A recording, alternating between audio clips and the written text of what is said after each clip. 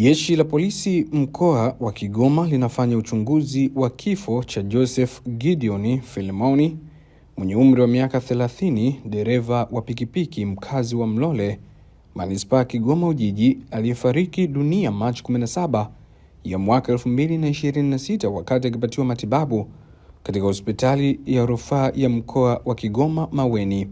Baada ya kufikishwa hospitalini hapo Machi 15 ya mwaka 2026 akiwa na jeraha la kuchomwa na kitu chenye ncha kali katikati ya bega la kushoto na kifua.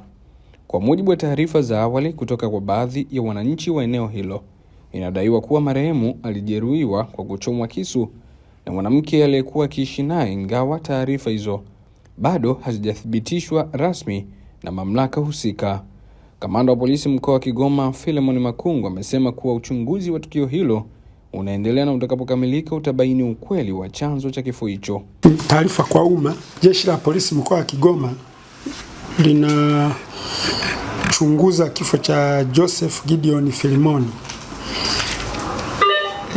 miaka 30, dereva pikipiki mkazi wa Mlole, Manispaa ya Kigoma Ujiji kwa Kigoma, aliyefariki tarehe 17/3/2026 muda saa 11 jioni akiwa anapatiwa matibabu katika hospitali ya rufaa Maweni, baada ya kufikishwa tarehe 15/3/2026 muda saa 5 usiku akiwa na jeraha la kujeruhiwa na kitu chenye ncha kali eneo la katikati ya bega la kushoto na kifuani. Uchunguzi utakapokamilika utabaini ukweli wa chanzo cha kifo hicho. Aidha, jeshi la polisi mkoa wa Kigoma linatoa wito wa yeyote mwenye taarifa au ushahidi ambao utasaidia uchunguzi kukamilika kwa wakati aufikishe polisi ili uweze kufanywa kazi kwa haraka. Aidha, jeshi la polisi mkoa wa Kigoma linaendelea kuwaomba wananchi kuendelea kuwa watulivu wakati uchunguzi ukiendelea ili kubaini ukweli wa tukio hilo na hatua stahiki kuchukuliwa dhidi ya wahusika.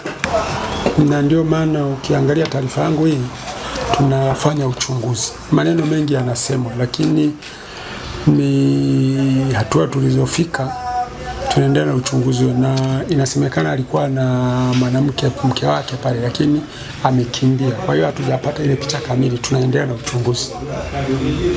Uchunguzi wa awali unaonyeshaje ni kisu ama ni kitu gani ambacho alichoma?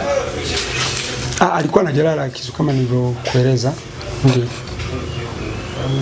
Sasa tunavyoendelea ndio tutabainisha zaidi. Bado hatujabaini kweli hasa ni mwanamke alikuwa, inasemekana alikuwa na mke pale amekimbia.